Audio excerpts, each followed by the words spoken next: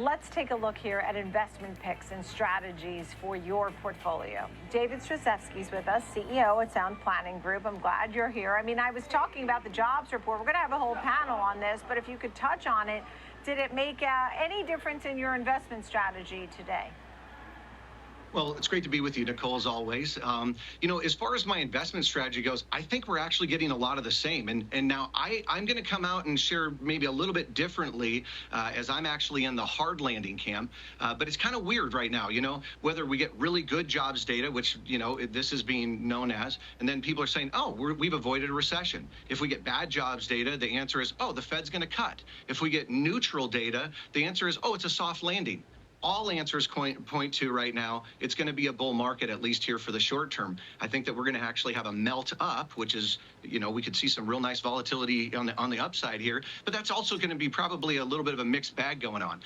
When I look at the unemployment or the jobs numbers here today, couple things stand out to me that I think are kind of important to understand if we're really assessing what's going on here. Yes, they did beat last month by over 100,000 jobs. That's significant. But we just got to remember real quick, though, that the jobs information has been revised on a consistent basis. So let's not get too excited here. The second thing to note about this is that over 187,000 of these 154,000 jobs were literally government jobs. So it's 72%. Anytime that we've exceeded 60% as a nation where we're going into government jobs, we have actually been in a recession at that moment and point in time. And so I'm not making up the statistics. That's just an interesting observation that 73% of these jobs are government jobs. And then the last part of that is that, there's the quality of a job versus the quantity of the job. If you look today at the people who are working multiple jobs, that is actually at the highest place that it's ever been in the United States history. And second part to that is if you look at foreign-born job applicants who are getting jobs versus U.S. or native-born, the foreign-born are getting a lot more, which tells me that's part of the reason why we're seeing wage deflation, while at the same time we have unions going on strike looking for serious increases, because the reality is life is much more expensive today than it used to be. Yeah, I mean, I heard this morning, I didn't double check this number, but that U.S. jobs were actually down year over year. U.S. born folks down year over year. Those that were not born here, I guess coming over too, you would add them in, that they had seen well over 1 million jobs added. Just to sort of put some perspective on that. That being said, with a market that seems to be a little back and forth, to your point, you're more in the hard landing camp, not in the soft landing camp. So a little bit worried, it sounds like. So when you do that, you turn to precious metals and miners. And we've seen gold at new highs last week. We've seen silver at new highs today. If you look at SLV, for example, right? We don't talk about SLV as much, but gold hit this new high last week. And sure, it's pulled back slightly. It's down 0.4% this week, but really a stellar performance. And you like names like Barrick Gold and Hecla Mining. You still think there's room to run for the group, and these stocks don't necessarily always go with the commodity itself, but just wanted to hear some of your thoughts. Yeah, thank you so much. So I think this is an important moment for us to be paying attention, right? Because it's kind of everything's sort of priced to perfection, at least based upon my view, because the reports are coming out, everything leads to, higher highs. So let's keep doing that, right? So here's the reality. I don't believe that inflation's under control, and I think that if that entrenches in 25, it's not going to be a really positive moment for most things that are going to be more interest rate sensitive or inflation sensitive. And then the other part is the unemployment, I think, is becoming a little bit unhinged here. So the Fed is going to be, the big component on what happens. I think that they're going to ultimately cut.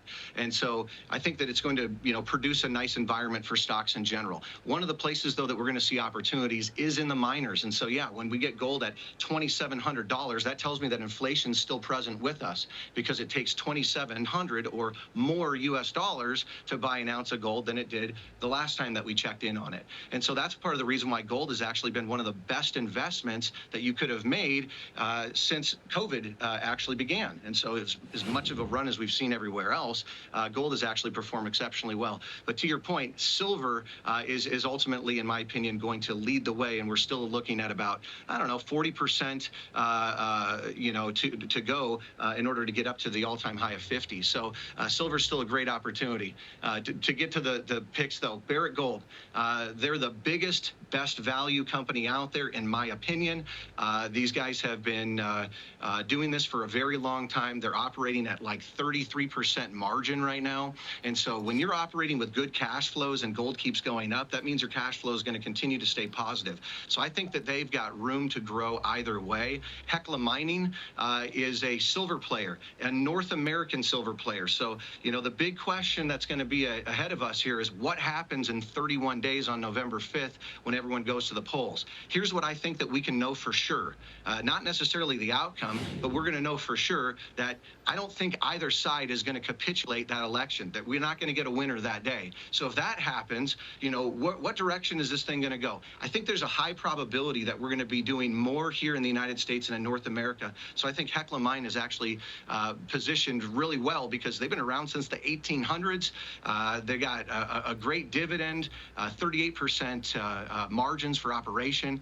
I think that they are positioned so well right now. And not only is there an opportunity to grow, this is an organization that has an opportunity to really lead as the trend may come back to mining more so here in North America as opposed to just everywhere else, and valuing some of these companies here at home. Yeah, I mean, when we think about gold, I can't even go back to the pandemic, but we certainly remember when it was around 1,500, and now you're talking 2,700. So it certainly has been a great move. I mean, just in 1 year alone, we saw some really nice gains to the tune of 45%. So it certainly has been a winner, but you think this is somewhat of a safe haven. What about some of the other sectors that people love to watch, or they consider those to be more safe or defensive? Yeah, well, so oil has been doing terrible if you track it on a month-over-month basis here as of recent. Obviously, it's turning around right now because we've got these engagements. So I think that there's a great opportunity right now in oil. I'm very much bullish on U.S.-based oil, and I think that we've got organizations that are producing something are going to do really well. Guess what? Technology is going to continue to lead and innovate here too. But what I'm really looking for in the tech space is that mass adoption. Who's going to make my life easier because of AI? Not just do cool tricks and kind of impress me in putting something together, but who's going to make my life and function of life easier? I think whoever answers those questions, it could be Apple, could be Microsoft, could be some of the others here. But the point is that they're likely going to really lead as well, as we are, the first movers are really going to get this figured out. But I just want to caution people on maybe some places to just be a little bit, careful of, and that is, I see NVIDIA as one of the fastest growing companies that has really ever been, no question. It is a part of the reason why the market's up so significantly. It got there so fast, though. Its market cap is so large. I wonder if it's going to be able to keep it in comparison to some of the other chip makers that are coming up. We haven't really had the conversation of what's the best chip, which would be the combination of power, efficiency, upgrading abilities, etc. And what we're doing right now is we're just saying, hey, who can do it the fastest, who can get the most? And these are great chips, but we might be overbuilding them a little bit.